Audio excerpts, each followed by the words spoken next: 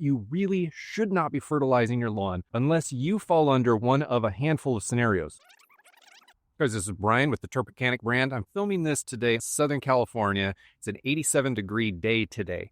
I know full well that many parts around this country are much hotter than it is right here. This time of year, it's hard on our lawns, and it can be tempting to fertilize our lawns to keep them green and growing. But I want to warn you that you really should not be fertilizing your lawn unless you fall under one of a handful of scenarios. Let's quickly run through the 6 scenarios that I have on my list that give you permission to fertilize your lawn. First of all, if you're running a warm season grass like you see right behind me, this is mostly Bermuda. Warm season lawns want to grow their best during the summer month. Now, in my opinion, you don't necessarily want to fertilize heavily in the middle parts of the summer. It's really good to fertilize at the end of spring and the beginning parts of summer, and then do a little bit of fertilizing in midsummer, and then go back into heavier fertilizing towards the end of summer. The reason for that is every time you fertilize, you're going to be pushing new growth. And I know, just like you know, that going out into the lawn every 2 to 3 days when it's 100 degrees out to mow the grass is not fun. Now, those warm season lawns need the fertilizer. They need those nutrients to be able to look their best. But if I'm going to be pushing extra growth, I'm going to be wanting to do it near the end of spring and the early summer, and the end of summer and the early fall, as opposed to when it's 105 degrees outside. Now, for those of you running cool season grasses or warm season grasses, you're going to be wanting to fertilize in the middle of the summer if your lawn is thin and you can keep it well irrigated. Cool season lawns are going to want to go into summer dormancy very easily during the summer because of the heat. And if the ground itself is drying out too much, it's going to go into dormancy even easier. If you're going to be putting fertilizer onto the lawn and the lawn is teetering into dormancy, it's just not worth it. You're actually more likely to burn your lawn if the ground is constantly drying out. The salts that are in many fertilizers, the salt index of those fertilizers, are just going to scorch that grass. If you can keep your lawn very well irrigated throughout the summer and your lawn happens to be thin, then yes, go ahead and fertilize that lawn to thicken it up. Any thickening that happens during the summer is going to provide extra shade to the soil underneath it, and it will compound itself, making the growing environment a little bit nicer, a little bit more acceptable as the summer goes on. Now, for cool season lawns and warm season lawns, the summer is the best time of the year to be applying any sort of slow organic or natural fertilizers. So anything using alfalfa meal or feather meal or meat meal or any of the meals that you find in the gardening store, like the fertilizer section of the gardening store.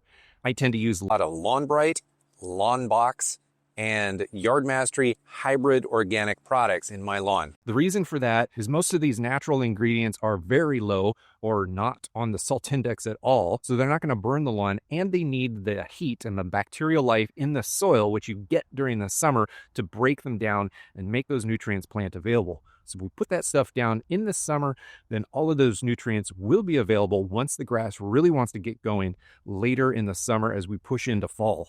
Any sort of natural fertilization program that you're under or that you want to go into is going to almost require summer fertilization. Now, another reason that you'll be fertilizing the lawn in the middle of the summer is if you're not actually putting nitrogen onto the lawn. Maybe you'll be putting trace nitrogen onto the lawn, but if you're putting minor nutrients onto the lawn or biostimulants on the lawn, then the summer is a perfect time for this. Adding molasses and fish emulsion and cytokinins, humic acid, liquid iron, liquid dethatch product, all of this stuff can go down in the summer. Your lawn will benefit.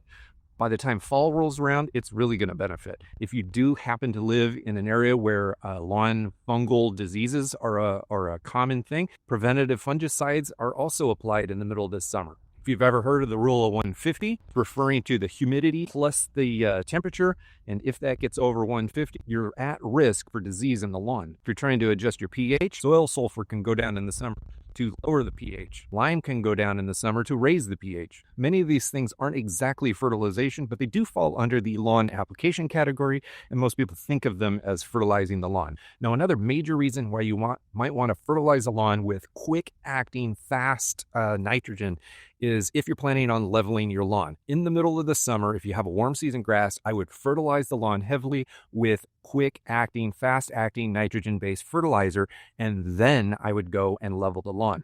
For cool season lawns, I would be putting that fertilizer down in the mid to late part of August, and then leveling the lawn somewhere around the first part of September. The reason for that is when we level a lawn, we cover it up with a layer of sand or sometimes topsoil, and then the existing grass has to grow through it. Because we're covering it up, we need to make sure that that grass is wanting to grow like crazy, and that's where the fertilizer comes in. All of the standard rules apply though. Your grass can't be summer dormant, and everything has to have enough moisture, enough water in the lawn to support that extra growth. Anytime you're pushing growth in the lawn, it's using water. So if your lawn is growing faster, it's going to require more water than if your lawn is growing slower. Learning the fundamentals of fertilizing a lawn is one of those beginner tactics that everyone needs to know. There's a bunch of beginner things that I could expand upon. There's a lot of extra detail that I could go into on every single one of the points that I covered in this video. But many of you watching this are going to be in that beginner camp. So I have an entire video right up here